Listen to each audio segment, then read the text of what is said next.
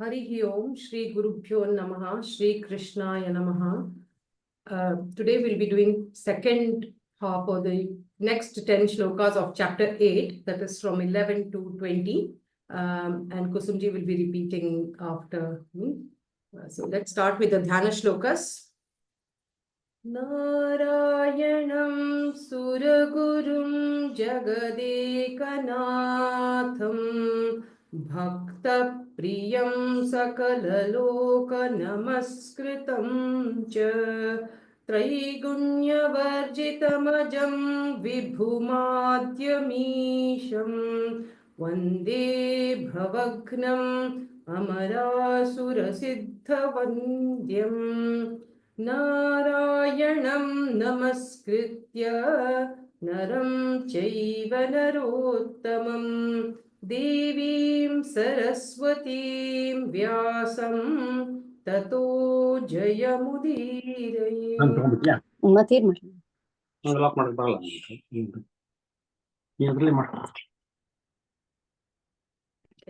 Start with the 11th shloka.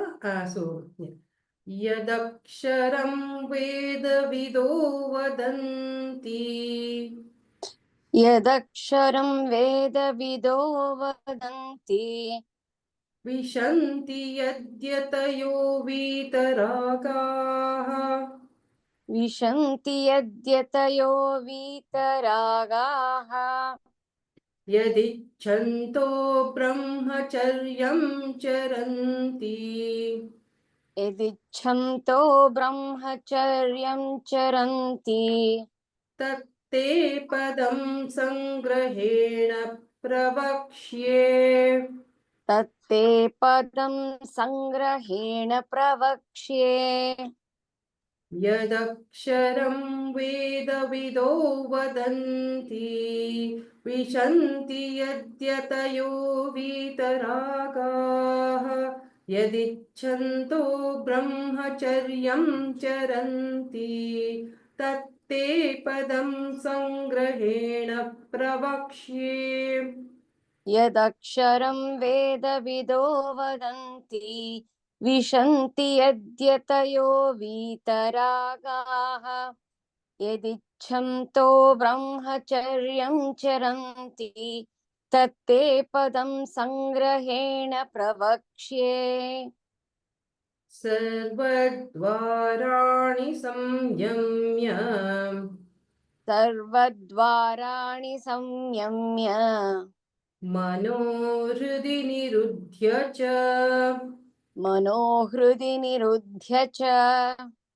Murdhnadhyayatmanah Pranam.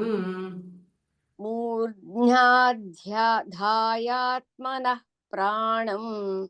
Asthito Yogadharanam. Asthito Yogadharanam. Sarvadvarani Sanyamya. Manohridi Niruddhya Cha. Murdhyadhyayatmanah Pranam. Asthito Yogadharanam. Sarvadvarani Sanyamya. Manohridi Niruddhya Cha. Murdhyadhyayatmanah Pranam. Asthito Yogadharanam. Om Ityekaksharam Brahma. Om Ityekaksharam Brahma. Vyaharan Mamanusmaran. Vyaharan Mamanusmaran. Yah Prayati Tyajan Deham. Yah Prayati Tyajan Deham. Sayati Paramam Gatim. Sayati Paramam Gatim. Om Ityekaksharam Brahma. Vyaharan Manusmaran. Yah Prayati Tyajan Deham. Sayati Paramam Gatim. Om वेत्त्येकाक्षरं ब्रह्म व्याहरन् मामनुस्मरन् यः प्रयाति त्यजन् देहं स याति परमां गतिम् अनन्यचेताः सततम् अनन्यचेताः सततं यो मां स्मरति नित्यशः यो मां स्मरति नित्यशः तस्याहं सुलभः पार्थ तस्याहं सुलभः पार्थ नित्ययुक्तस्य योगिनः नित्ययुक्तस्य योगिनः अनन्यचेताः सततम् यो मां स्मरति नित्यशः तस्याहं सुलभः पार्थ नित्ययुक्तस्य योगिनः अनन्यचेता सततं यो मां स्मरति नित्यशयः तस्याहं सुलभः पार्थ नित्ययुक्तस्य योगिनः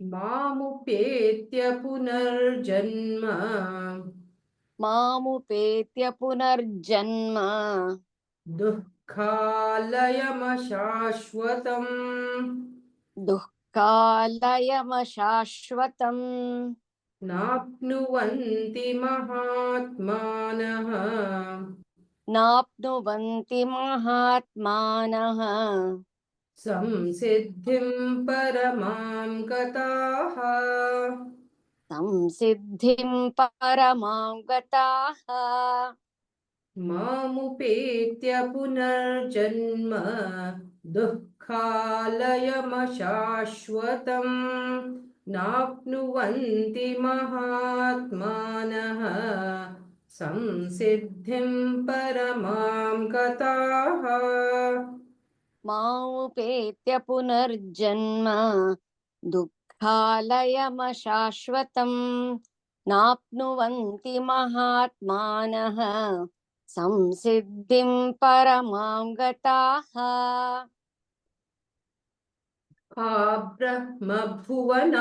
आब्रह्मभुवनाल्लोकाः आब्रह्मभुवनाल्लोकाः पुनरावर्तिनोऽर्जुन पुनरावर्तिनोऽर्जुन मामुपेत्य तु कौन्तेय मामुपेत्य तु कौन्तेय पुनर्जन्म न विद्यते पुनर्जन्म न विद्यते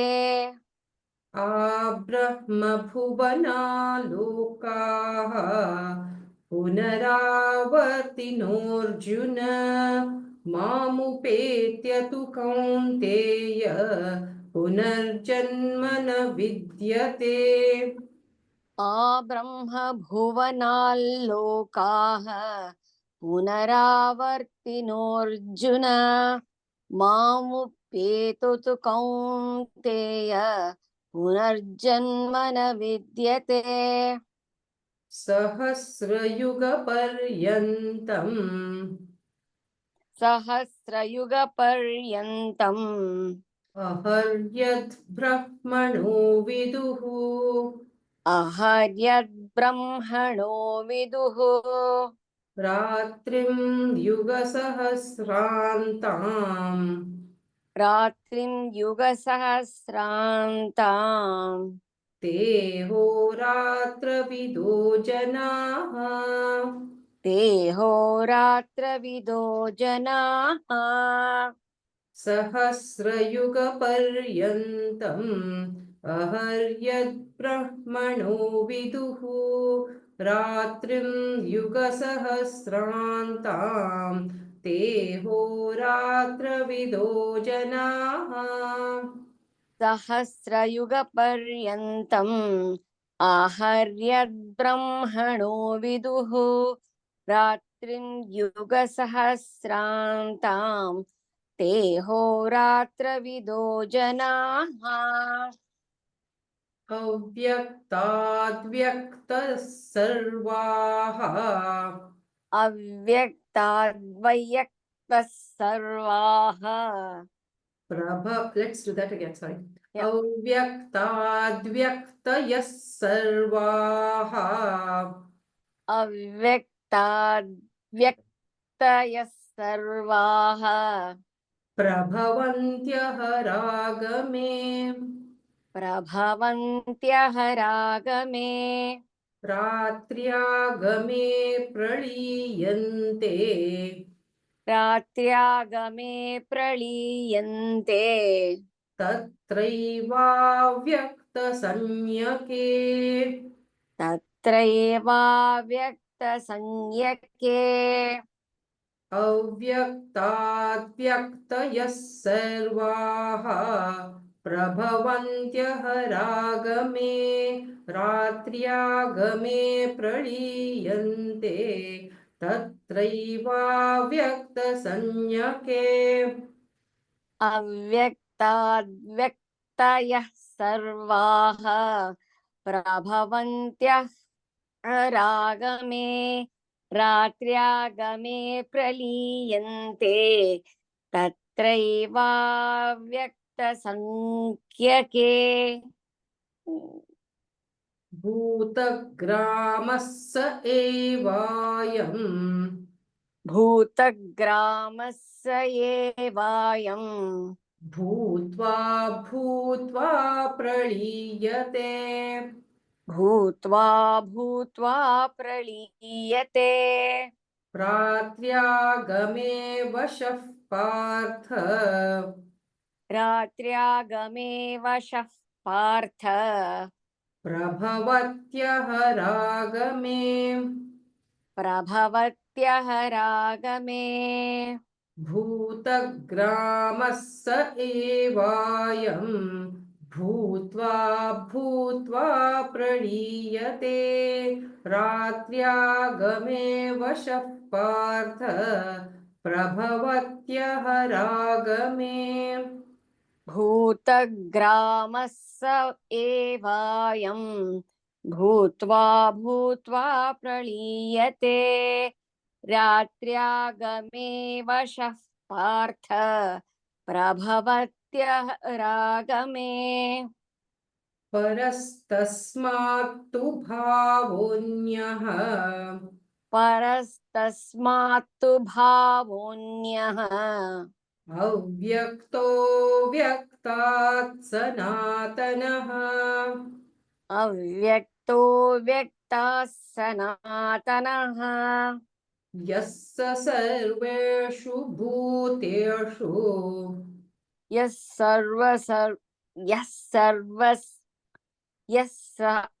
सर्वेषु भूतेषु नश्यत्सु न विनश्यति नश्यत्सु न विनश्यति परस्तस्मात्तु भावोऽन्यः अव्यक्तो व्यक्तात् सनातनः यः स सर्वेषु भूतेषु नश्यत्सु न विनश्यति परस्तस्मात्तु भावोऽन्यः अव्यक्तो व्यक्तात् सनातनः यः सर्वेषु भूतेषु नश्यत्सु न विनश्यति यः स सर्वेषु भूतेषु यः सर्वेषु भूतेषु नश्यत्सु न विनश्यति नश्यत्सु न विनश्यति Okay. Thank you, Kusumji, for repeating. It was very nice. So now we'll move on to Ajit ji for doing the first 10 shlokas, and then we'll come back to today's verses revision. Over to you, Ajit. Hare Krishna. Om Shri Paramatmane Namaha.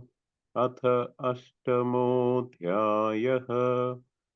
अक्षरब्रह्मयोगः अर्जुनोवाच किं तद्ब्रह्म किमध्यात्मम् किं कर्म पुरुषोत्तम अधिभूतं च किं प्रोक्तम् अधिदैवं किम् उच्यते अधियज्ञः कथं कोत्र देहेऽस्मिन् मधुसूदन प्रयाणकाले च कथं ज्ञेयोऽसि नियतात्मभिः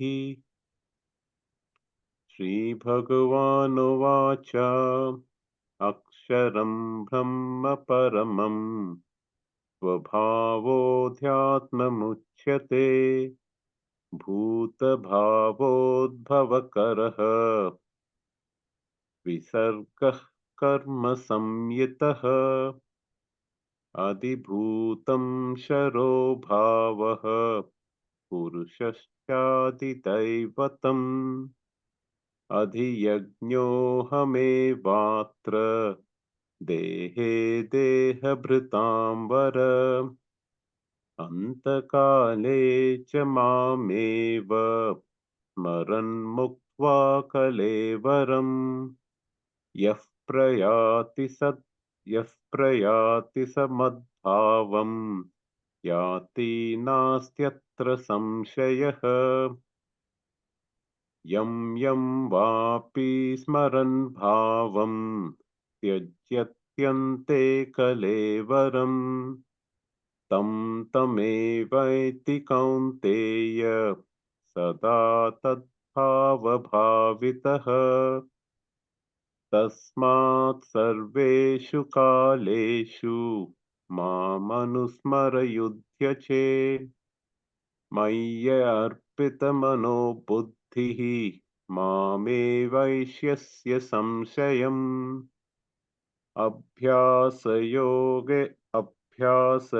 अभ्यासयोगयुक्तेन चेतसा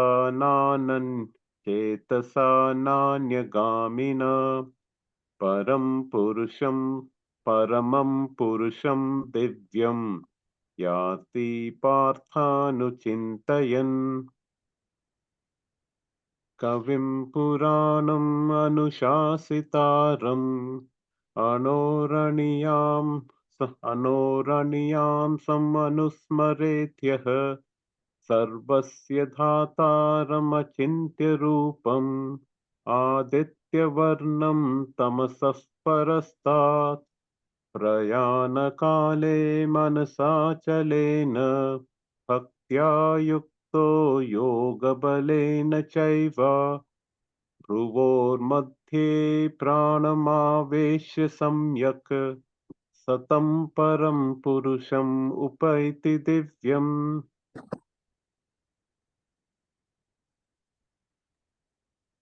Thank you, Ajit ji. That was very Okay. nicely done. Right, back to today's shlokas. Okay, who wants to start? Sampada ji, do you want to start off with the first one?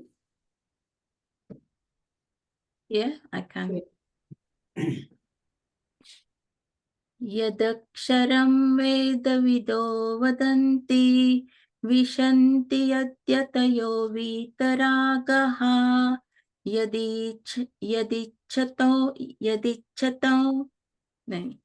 यदिच्छन्तो ब्रह्मचर्यं चरन्ति तत्ते पदं संग्रहेण पवश्ये. Another one?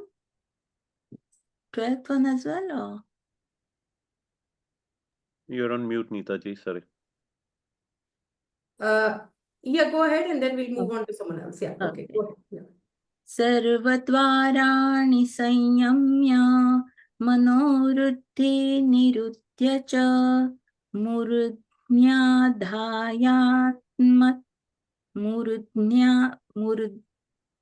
how does it go? You're doing it correctly. Yeah. Murdhya-dhayatmanah pranam. मूर्ध्याधायात्मनः प्राणं अस्थितो योगधारणा. Astito, but yeah, that's fine. Yeah, okay, who wants to go next? Go. Om Itiksha. Hmm. Shall I go? Yes, yes, Neeta? go ahead, Yeah. go ahead, Raj. ओमितेकाक्षरं ब्रह्म व्याहरन् मामनुस्मरन् यः प्रयाति त्यजन्तेऽहं स याति परमां गतिम् अनन्यचेता सततं यो मां स्मरति नित्यशः तस्याहं सुलभं पार्थ यस्याहं सुलभ पार्थ नित्ययुक्तस्य योगिनः. Sorry. Yeah. Oh, no, that's fine. Okay, so next, who wants to? माम्पेत्य पुनर्जन्म दुःखालयमाशाश्वतं न आप्नुवन्ति महात्मानः संसिद्धिं परमां गताः.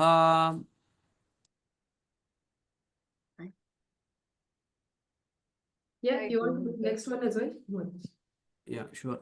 आब्रह्मभुवनाल्लोकाः पुनरावर्तिनोऽर्जुन मामुपेत्य तु कौन्तेय पुनर्जन्म न विद्यते. सहस्रयुगपर्यन्तम् अहर्यब्रह्मणो विदुः रात्रिं युगसहस्रान्ताम् ते होरात्रविदो जनः अव्यक्ता व्यक्तया सर्वाः प्रभवन्त्यः रागमे रात्र्यागमे प्रलीयन्ते तत्रैवाव्यक्तसंज्ञके. भूतग्रामः स एवायं भूत्वा भूत्वा प्रलीयते रात्र्यागमेव रात्र्यागमेव शः पार्थ प्रभवत्यः रागमे परस्तस्मात्तु भावोऽन्यः अव्यक्तो व्यक्तात् सनातनः यः स सर्वेषु भूतेषु नश्यत्सु न विनश्यति.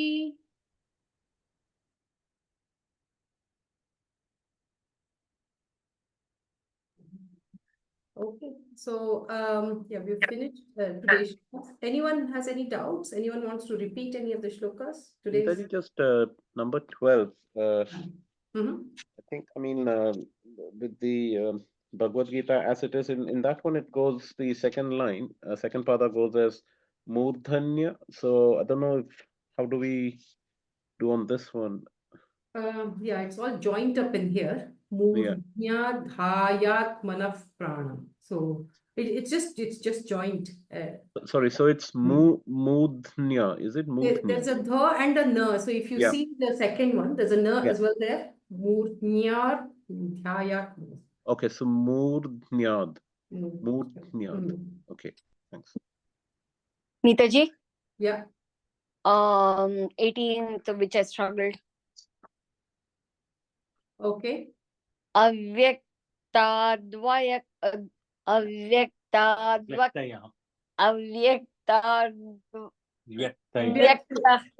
Yeah, there's a word there, so I think you have to stress on vyakta. Yeah, that. Yeah. Avyaktadyah sarvaha prabhavantah ragame prabhavantyah ragame ratriagame praliyante taitreva vyaktasanyake Tatraiva. tatraiva vyaktasanyake. Yeah. Yeah, thank you. Yeah. I also found it little difficult, Neetaji. Can I also do it? Yes, okay. Avyaktadyvaktaya sarvaha प्रभवन्त्यः रागमे रात्यागमे प्रलीयन्ते तत्रैवाव्यक्तसंज्ञके. Yeah, no, that's fine. So avyakta, vyakta, yes, sarva. So we are going to stress on the sir, isn't it? So if there's a visarga and a sir afterwards, so we stress on the sir. Okay. Vyakta, vyakta. तत्रैवाव्यक्तसंज्ञके. This the first pada. First. Okay. Ha. अव्यक्ताद्व्यक्तय सर्वाः Yes, sarva. अवन्यः रागम्. Yeah, Okay. so thank Thank you. you, thank you. Any other shlokas? Anyone else? Neetaji, number 19, sorry, not 19, it's the 20th one, sorry. So the second pada, so it goes yasya sarveshu, is it, or? Correct, yeah. Yes, sarveshu, because there are two sirs there, if you remember. thank you. And then you cut the visarga off and stress the sir. Sure, thank you. So yes, sarveshu. To Bhutesh. Okay. Yeah. I struggle there. Okay. All right. Okay. Thank So, you. Thank you all. There are no further doubts. So please send me who wants to volunteer for the next week for these 10 shlokas. Okay? Okay. Unless you want to volunteer now, anyone, and then Okay. okay. So we'll finish and Sri Krishna Arpanamas. Namaste. Just like- Thank you.